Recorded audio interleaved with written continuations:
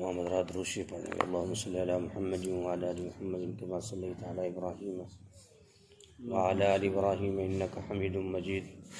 اللہم بارک علی محمد وعلی آل محمد کما بارکت علی ابراہیم وعلی آل ابراہیم انک حمید مجید۔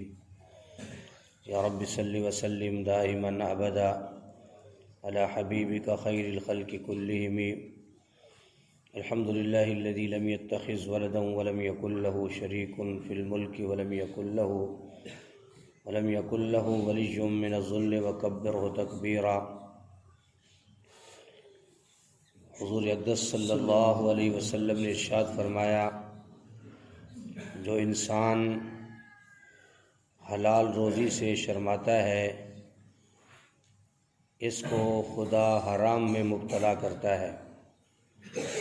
حضور اقدس صلی اللہ علیہ وسلم نے ارشاد فرمایا،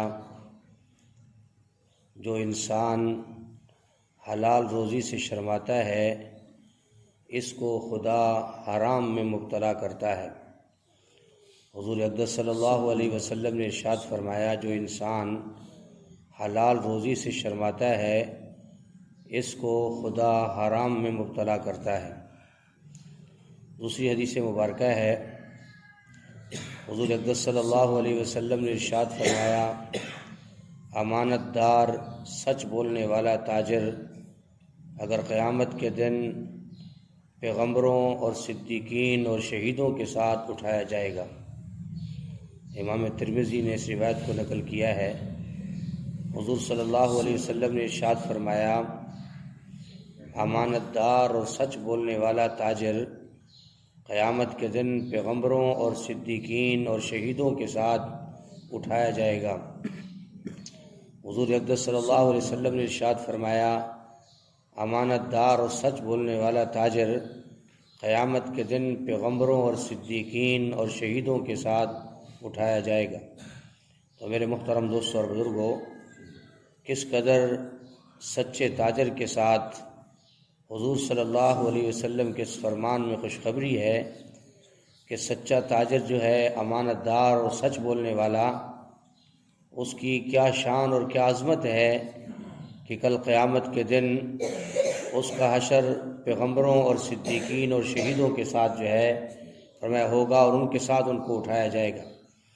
گویا کہ تجارت شعبہ زندگی کا ایک اہم حصہ ہے، اور اس تجارت کو سیکھ کر کیا جائے، اس میں امانت کا ہر ممکن جو ہے وہ خیال کیا جائے، اور اس میں سچ بولا جائے۔ کبھی جو ہے فرمایا جھوٹ بول کر اپنا سودا نہ بیچا جائے۔ تو یہ دو کام کرنے والا کل قیامت کے دن کتنی بڑی فضیلت کا حامل ہے کہ اس کا اٹھایا جانا پیغمبروں کے ساتھ ہے، صدیقین کے ساتھ ہے اور شہیدوں کے ساتھ۔ تو اللہ پاک سے انسان کو جو ہے ایسی چیزیں مانگنی چاہیے کہ جس سے فرمایا کہ اس کا حشر ایسے نیک لوگوں کے ساتھ ہو جائے۔ تیسری حدیث مبارکہ ہے، حضور اقدس صلی اللہ علیہ وسلم نے ارشاد فرمایا، سچ بولنے والا سوداگر قیامت کے دن عرش کے سائے میں ہوگا۔ حضور اقدس صلی اللہ علیہ وسلم نے ارشاد فرمایا، سچ بولنے والا تاجر قیامت کے دن عرش کے سائے میں ہوگا۔ حضور اقدس صلی اللہ علیہ وسلم نے ارشاد فرمایا، سچ بولنے والا سوداگر قیامت کے دن عرش کے سائے میں ہوگا۔ تو یہ بھی بہت بڑی فضیلت ہے کہ سچ جو ہے یہ امت کے لیے انتہائی بہت بڑی بہترین چیز ہے، جو انسان کو دنیا آخرت میں کامیابی کی ضمانت دیتا ہے۔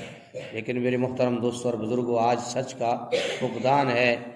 آج سچ بولنا جو ہے یہ مشکل ہوتا چلا جا رہا ہے، اور سچ جو ہے فرمایا کہ کوئی بندہ کہتا ہے سچ بولنے والا نظر ہی نہیں کوئی آتا، تو فرمایا کہ ہمارے ایمان کی کمزوری ہے۔ تو تاجر جو ہے وہ اگر سچ بولتا ہے تو اللہ کے ہاں اس کی کیا شان اور عظمت ہے کہ قیامت کے دن اللہ پاک اس کو اپنے عرش کا سایہ نصیب فرمائیں گے۔ تو فرمایا تجارت جو ہے یہ نبیوں کی سنت ہے۔ حضور اقدس صلی اللہ علیہ وسلم نبوت کے اعلان سے پہلے باضابطہ طور پر اپنی برادری والوں کے ساتھ مل کر باقاعدہ شام کی طرف تجارت کیا کرتے تھے، اور ایک حدیث میں آتا ہے کہ تجارت جو ہے 9% نفع کو لاتی ہے، اور اس کے علاوہ باقی دیگر کام میں 1% نفع ہے، تجارت میں 9% نفع ہے۔ تو گویا حضور صلی اللہ علیہ وسلم کا یہ ارشاد ہے کہ سچ بولنے والا سوداگر قیامت کے دن عرش کے سائے میں ہوگا۔ ایک اور حدیث مبارکہ ہے، حضور صلی اللہ علیہ وسلم نے ارشاد فرمایا، راست گو سوداگر جنت کے دروازوں سے محروم نہیں پھرے گا۔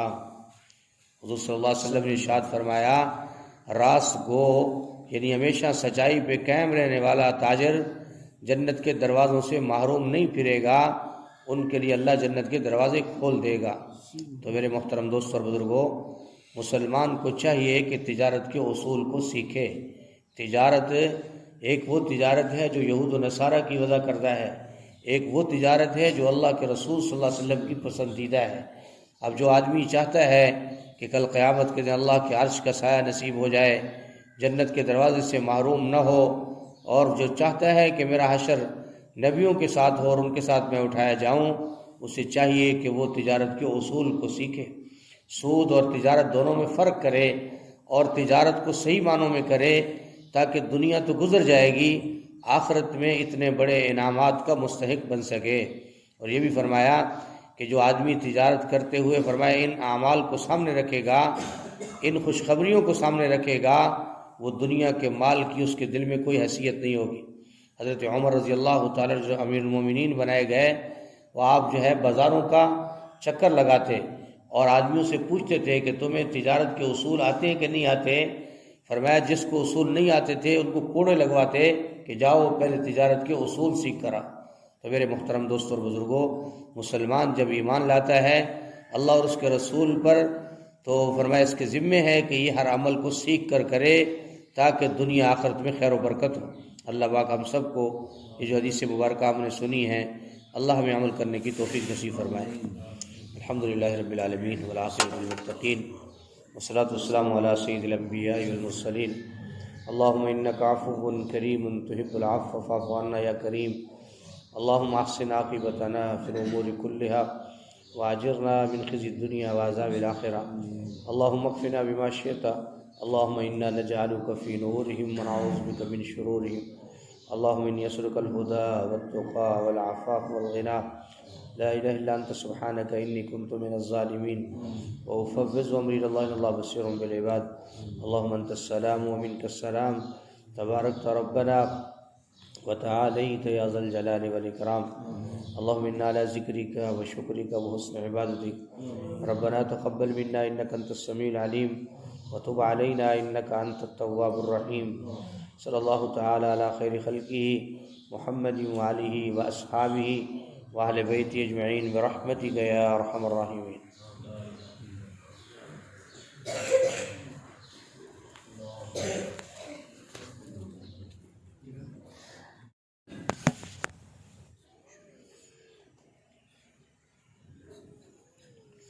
تمام حضرات روشی پڑھیں گے۔ اللہم صلی علی محمد وعلی آل محمد کما صلیت علی ابراہیم وعلی آل ابراہیم انک حمید مجید۔ اللہم بارک علی محمد وعلی آل محمد کما بارکت علی ابراہیم وعلی آل ابراہیم انک حمید مجید۔ یا رب صلی وسلم دائما ابدا علی حبیبک خیر الخلق کلہم۔ الحمد لله الذي لم يتخذ ولدا ولم يكن له شريك في الملك ولم يكن له ولي من الذل وكبره تكبيرا۔ حضور اقدس صلی اللہ علیہ وسلم نے ارشاد فرمایا،